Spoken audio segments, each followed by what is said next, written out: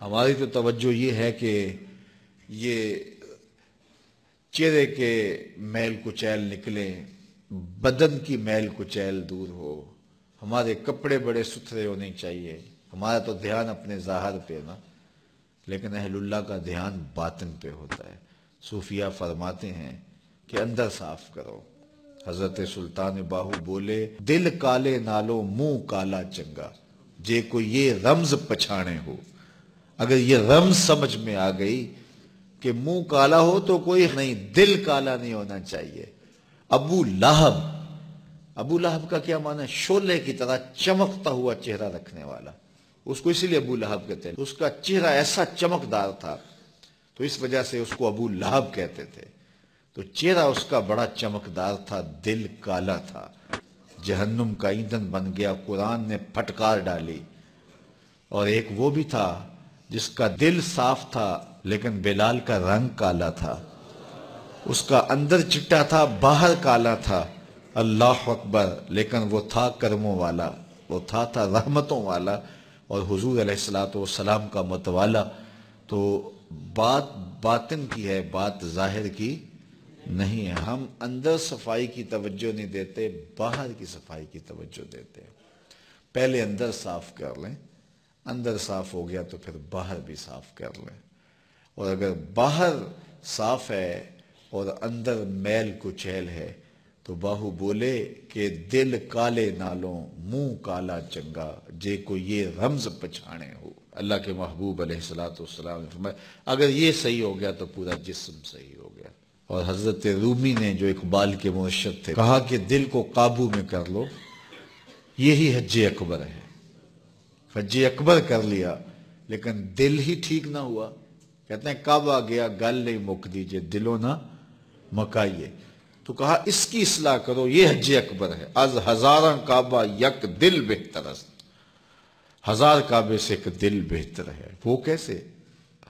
اس لیے کہ کعبہ بنگاہ خلیل اطہر است، کعبہ حضرت ابراہیم خلیل کی بنیاد ہے اور دل رب جلیل کی گزرگاہ ہے۔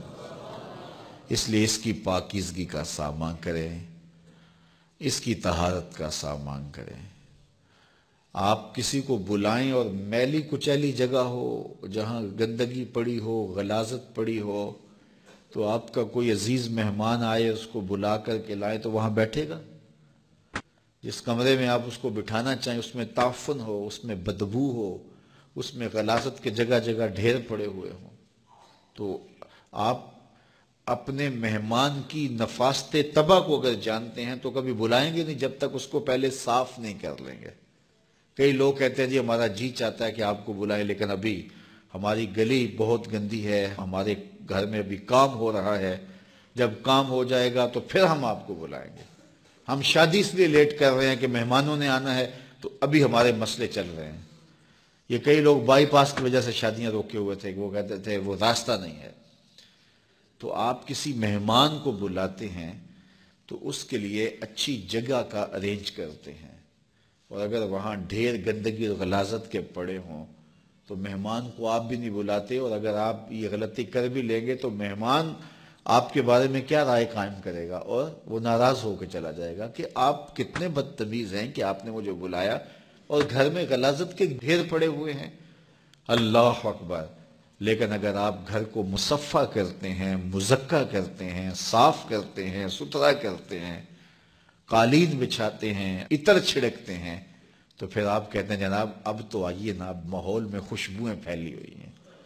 تو اگر دل میں حسد ہے، حقد ہے، بغض ہے، کینے ہیں، نفرتیں ہیں، یہ گندگی اور غلاظتوں کے ڈھیر لگے ہیں، اور پھر یہ چاہیں کہ مالک کے پھیرے دل میں ہوں تو کیسے ہوں گے؟